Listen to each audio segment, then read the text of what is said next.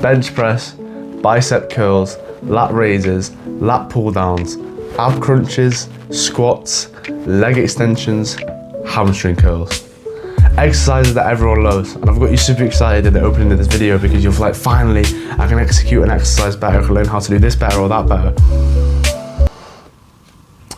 This wouldn't be the right video for you because today we're going into top tier gym advice without having to lift any weights. Now you may be confused and be like, how do I, well, it literally makes no sense. I'm gonna improve in the gym without going to the gym. We'll explain that later. Every time when I come up with this concept, every time I remind myself of it and think about it, it'd always bring me back to this like football analogy that I'd always think of. Grew up playing football my entire life, that's probably why. And it says that you spend about 2 to 3 minutes roughly on the ball in a 90-minute football game. So what are you gonna do for the other 88 or 87 minutes?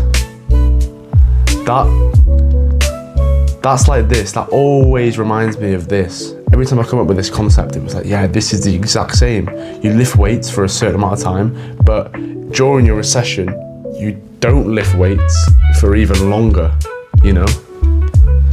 And that's the exact same thing as that. And it's like, why would everyone focus on the lifting weights part, which obviously is very important, I get that, but put some effort and thought into this as well, if not more, because that's more of your workout session. And that's what would always remind me, that's the analogy that would always come to my mind when I came up with this concept. And today we're going to help you focus on this part, the 88 minutes, this part of your workout routine to get it in check, and then you can have the best gains possible. So let's get straight into it, right? Chapter 1, workout routine and structure. So if you want a free, like, workout routines that are provided for you, that I've made, that have worked for tens of people, that have worked for my friends, everyone that I've put on has made significant gains from this, right? First link in the description, provide not only the workout splits, but all the advice that you need to increase the gains in the gym. Go check that out. The split. So, as long as you hit every muscle part sufficient times per week, you're gonna grow, you're gonna make gains. It's that simple. So, and any split can do that. Now you're thinking, oh, surely one split's better than the other. And I've heard of this about push-pull legs. So what about bro split and all these sort of things? It doesn't matter. It doesn't matter. If you've never been to the gym before, if you're really, really new and you're not sure, oh, what split should I do? I'm not sure. Stop thinking about it. You can make any gains. This truth right here, concrete truth. You can make any gains from any split right now as a beginner. Fact. Stone cold fact. So pick one. Why waste time thinking, oh, should I do that? Oh, should I do this? Or bro split isn't actually optimal because you're resting 7 days between each body part. Oh my God, push-pull legs is really good, but you only go 3 days a week. How can I do it 6 days a week or whatever? Stop with all these stupid questions. Leave the advanced questions and advanced decisions to the advanced version of yourself. For now, just pick one, you will make progress. If you're consistent and take the rest of the advice in this video and the rest of the advice that I'm providing on the channel, you will be successful. So just pick one, because you procrastinated picking one by being which one's most optimal is actually leading you to take no action and therefore not be optimal and not make any progress. It's counterintuitive thinking about what's the best because you're just not making any action. So just pick one and stick with it. My suggestion would be, if you can go 6 days a week, perfect. Arnold / push-pull legs. If you're a beginner and you can't have that much commitment, just a push-pull legs, a 3 day a week split is fine. That's perfectly fine as well. I recommend both of them.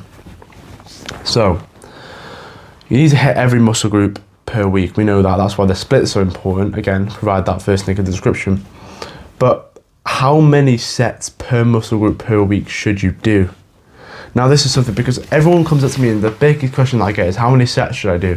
And I don't think about it as like in the session. I never think about how many sets should I do in the session. I instead think, how many sets am I going to do for each muscle group, so each muscle group's getting sufficient stimulus per week?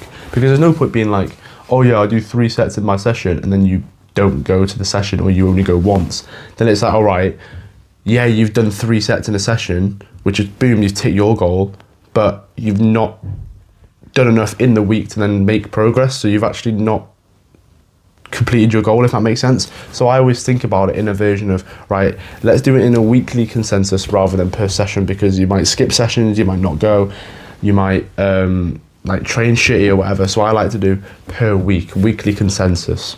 And my suggestion is, rule of thumb, make it as simple as possible. I like to do 6 to 10 sets per muscle group per week. Around that. 6 to 12 maybe, around that big range per muscle group per week. Obviously bigger muscles are going to require more sets, smaller muscles can work off less sets.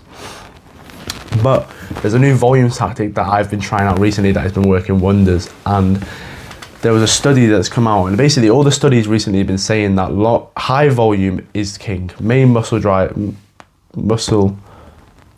I can't fucking speak today, bro. Main driver of muscle growth is your high volume. But every single time they've done a study on that, it has been because that is the only muscle group that they've trained, or they've trained other muscle groups at very, very low volumes. So you can kind of put all your energy, all your central nervous system output into that one muscle, and that's why it grows a lot. If you were to do high volume for every single muscle, then it wouldn't work because you'd be over fatiguing your central nervous system and not being able to put out enough energy to reap the benefits from that. So the new quick volume tactic that I've been using is low volume, so around 6 to 10 sets per muscle group per week on every single muscle group, like normal, like low volume, normal training. But I pick one muscle that I want to bring up. So that would be, for me right now, is my back. I want to bring up my back a lot because I feel like I've been doing not enough sets for a big enough muscle group per week over my gym journey, and now it's become a weakness. And it's just something that I want to improve. So I want to improve my back. So now I'm going to do high volume for my back only and low volume for the rest. And that way, because I'm doing low volume, which has clearly worked for me already, I'm saving and conserving my energy to reap the benefits of the high volume from one muscle at a time. And then every about 8 to 10 weeks, I'm going to swap that muscle. So then in about 8 weeks, I'll do chest, for example, next. And then I'm going to reap the benefits of having a lot of growth from my chest. And the great thing about this is you're not sacrificing your other gains of other muscles for this insane growth. You're going to grow really, really well from low volume anyway. Especially when we talk about training intensity, you're gonna go really, really well from low volume anyway, and then you're getting an extra little boost on top of what you were getting on these muscles for the muscle that you pick for high volume as well. So that's a new tactic that I've got. Do low volume for literally every single muscle group apart from one. Pick one muscle that you wanna bring up, so for me it's my back, and then do high volume for that around, I'd say around 15 to 20 sets per muscle group per week for the high volume. And then that'll bring up your back and should see some boosting gains. So that's a little volume tactic that I've been using that has so far, after a couple of weeks, has been working really, really well. Chapter 2, during your workout. So we understand that, yeah, if you set up your workout in the right way, done. But what can you do in your workout that doesn't involve lifting weights that's gonna boost your gains in the gym? The first thing we've got to talk about is training intensity.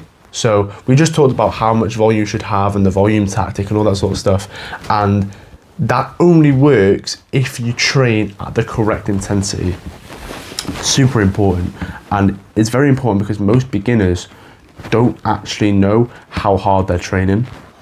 I will turn around to you now and suggest, right, you should train till failure, which basically means that you should train until you can't get another rep possible. You should be able to grab a weight, do a set, and on your last rep, you don't think you're going to get it up, but you do. And then on your next one, you literally can't get another rep without, flinging it up, or maybe without using assistance or someone else helping you. You literally cannot get this weight up anymore, right? That's what failure is. You can't get another clean rep in the set anymore. And for every muscle group that we said that we're going to train for low volume, so that's most of them, you're going to be training 2 sets on every single muscle group to failure. It's that simple. So every single set you do on the low volume muscles, so most of them, so for me it'd be every muscle except back, I will be training 2 sets per exercise, or even 1 set sometimes, until failure. And that basically means you're literally just pushing as hard as possible for as many reps as you can. And for the ones that are 1 set, then you can even do like lengthened partials or assisted reps, which I can go into in another video.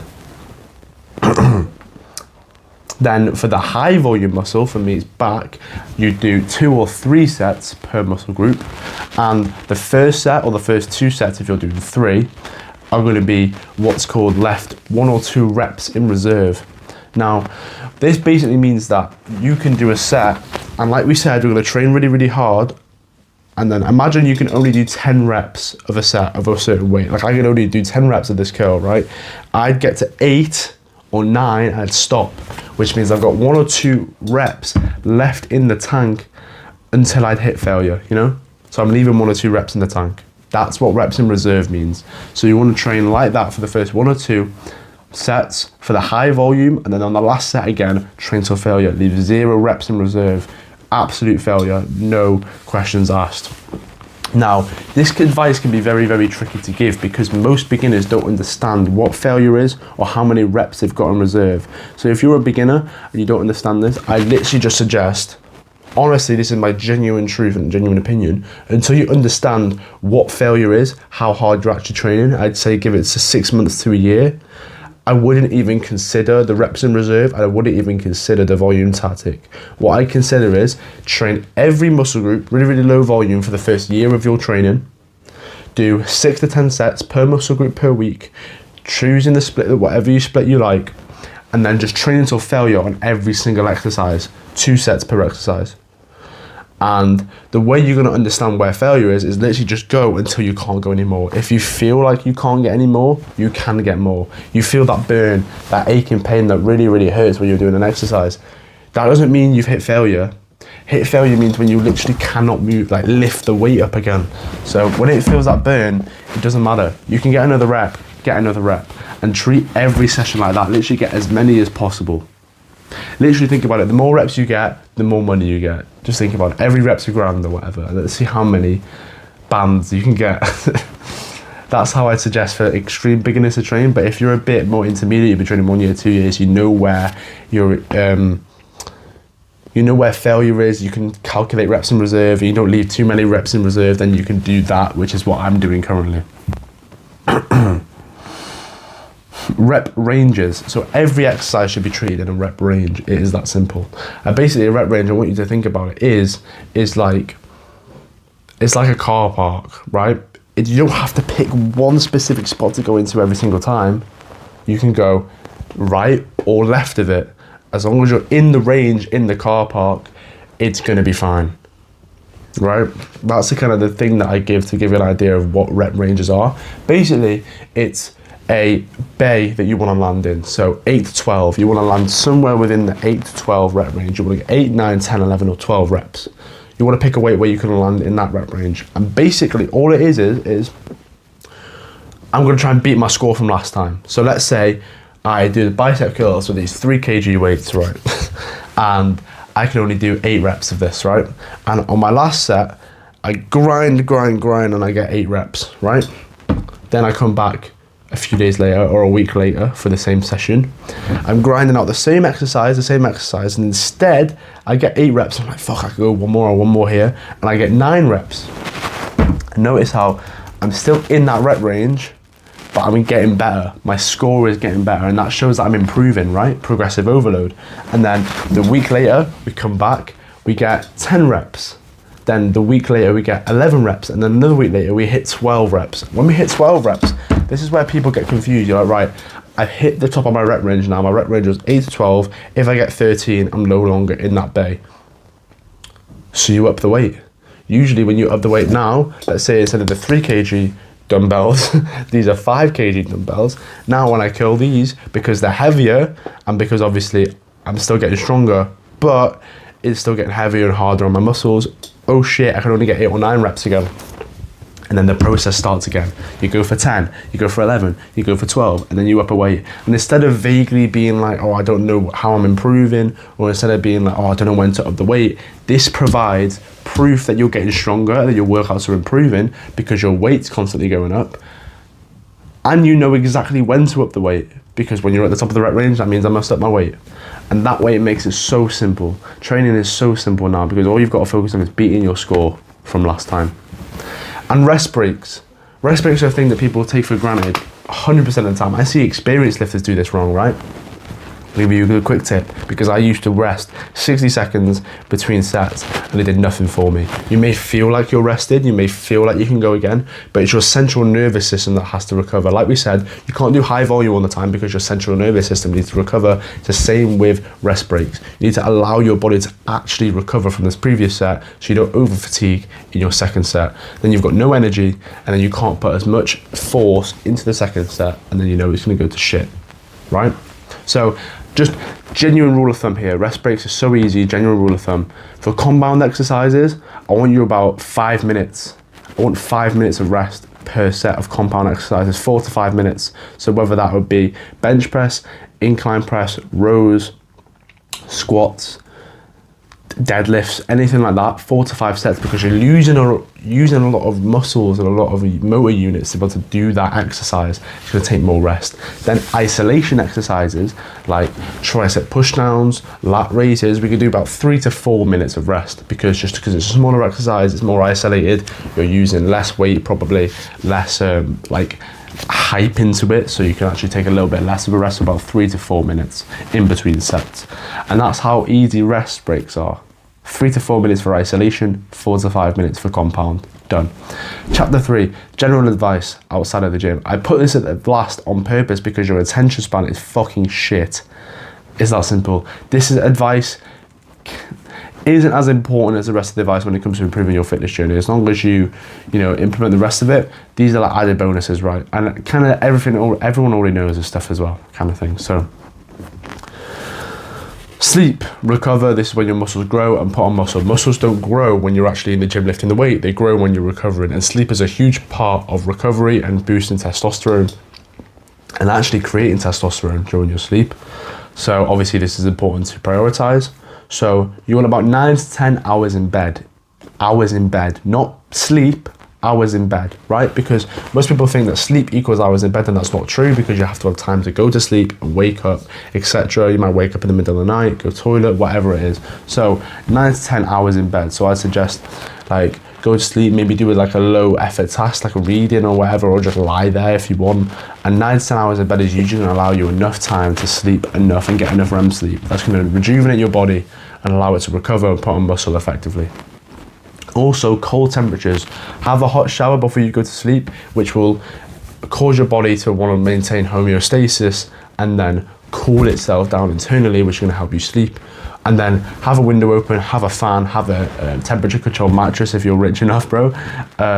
Just to control the environment that you're sleeping in, keeping it cold, because your body has to drop a couple of degrees in temperature to fall asleep. So that's why it makes sense to have a cold environment, a temperature controlled environment when you're sleeping. That's going to improve your sleep.